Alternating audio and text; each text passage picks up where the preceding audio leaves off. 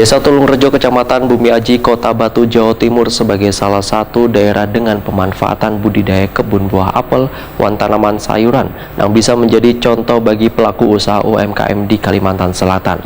Selain mengkreasi buah apel sebagai jajanan keripik, ternyata buah apel bisa pula menjadi minuman sehat yang diberi ngaran sari buah yang dikemas dalam bentuk kemasan.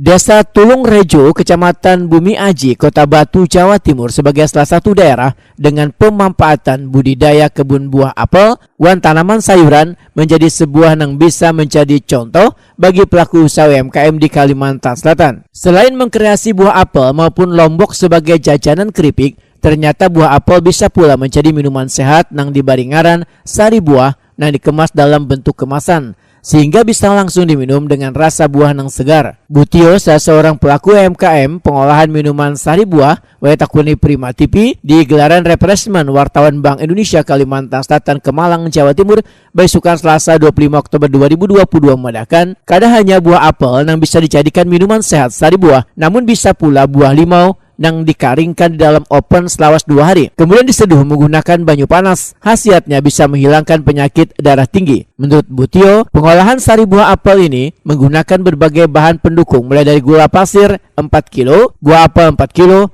dan perasan asam serta penguat rasa apel. Sementara ini jeruk nipis sama apel. Biasanya kita juga buat lain. Kita buatnya itu satu orang satu resep.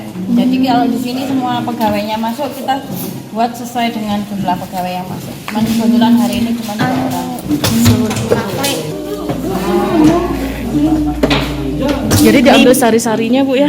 Ya, kita nanti prosesnya kita mintakan sama-sama ya. Oke, siap. Butio menambahkan, sari buah apel sudah mulai banyak digemari warga di Indonesia sebagai salah satu jajanan dalam bentuk minuman segar.